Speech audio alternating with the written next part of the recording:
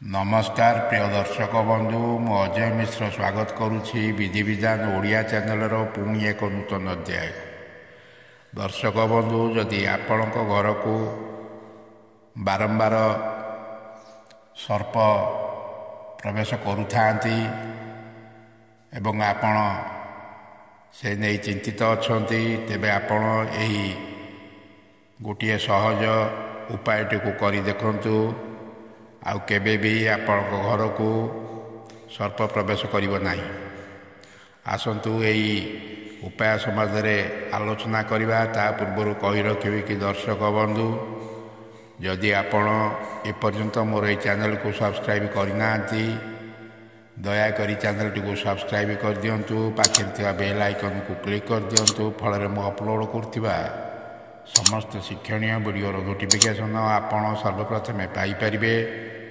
एवं वीडियोटी भल लगे लाइक शेयर कमेंट निश्चय करेंगे। दर्शक बंधु आपण घर को बारंबार विषाक्त सर्प हो बा जेकोसी सर्प जदि प्रवेश करुए तेबे यही सहज उपायटी को आपण कर देखंतु। आउ केबे भी घर मध्य को सर्प प्रवेश करिवो नाही।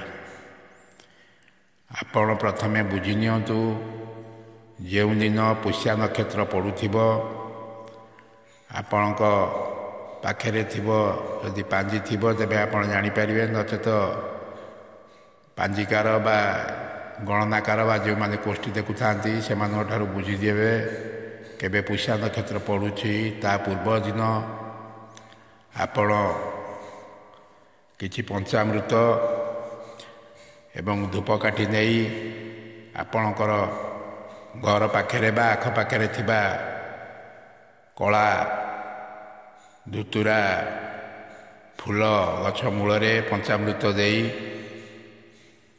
धूप लगाई सही धुतुरा फूल गछर चेर को आनिबा पाई निमंत्रण करी आसिबे। ता पर दिन गाधोई सारिबा परे आपण जो दिन पुष्या नक्षत्र पड़ुथिबो ता पूर्व दिन चेर आनिया पई निमंत्रण करी आसिबे। सेही दिन सेही गछर चेर को आनी आपण जदि घरे रखंती तेबे केबे भी आपण घर को सर्प प्रवेश करिवो नाही। या 100% फलदायी उपाय। आपण ये उपायटी को करी देखंतु आपण घर को केबे भी सर्प प्रवेश करिवो नाही। आशा करुछि ये वीडियोटी आपको निश्चय भल लगी। रहूछि धन्यवाद नमस्कार।